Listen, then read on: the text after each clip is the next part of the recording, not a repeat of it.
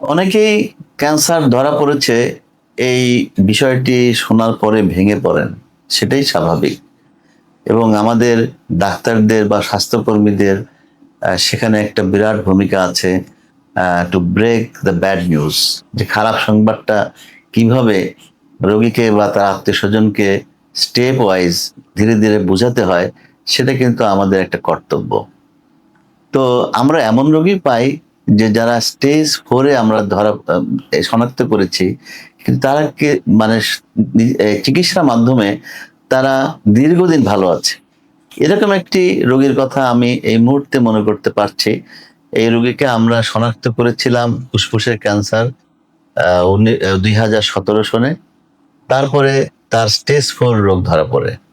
এরপরে রোগীকে আমরা স্টেজ 4 রোগ হওয়ার জন্য তাকে কেমোথেরাপি দেই। কেমোথেরাপির মধ্যে একটা কেমোথেরাপি ছিল, সেই কেমোথেরাপিটা আমরা মেইনটেন্যান্স হিসাবে আমরা তাকে 44 বার সেই মেইনটেন্যান্স থেরাপি দিয়েছি। এখানে বলে রাখা ভালো, যা কিছু চিকিৎসা আমরা করি এটা কিন্তু গাইডলাইন অনুযায়ী করতে হবে। এটা আমার নিজের ইচ্ছা মতো করলে হবে না। যে 44 বার আমরা যেই কেমোটা ব্যবহার করেছি সেটাও কিন্তু গাইডলাইনে আছে বলেই করেছি। রোগী ভালো ছিল, কিন্তু দেখা গেল সে ক্রমান্বয়ে খারাপ হয়ে যাচ্ছে। তারপরে আমরা কি করলাম, আবারও এই রোগীর বায়োপসি করলাম। যেখানে নতুন ধরনের ক্যান্সার ফিরে এসেছিল, সেখান থেকে কোর বায়োপসি করলাম। করে সেখানে আমরা মলিকুলার স্টাডি করলাম, যেটাকে সহজভাবে বলা যায় জিন পরীক্ষা। জিন পরীক্ষা করে দেখলাম যে সেখানে একটি মুখে খাওয়ার ট্যাবলেট দেওয়া যেতে পারে, যেটার মাধ্যমে তার চিকিৎসা একটি পিন পয়েন্টের চিকিৎসা বা ড্রাইভিং মিউটেশনের এগেইনস্টে চিকিৎসা করার সুযোগ রয়েছে। এবং রোগীটা 6 মাস পরে আমাদের কাছে আসলো।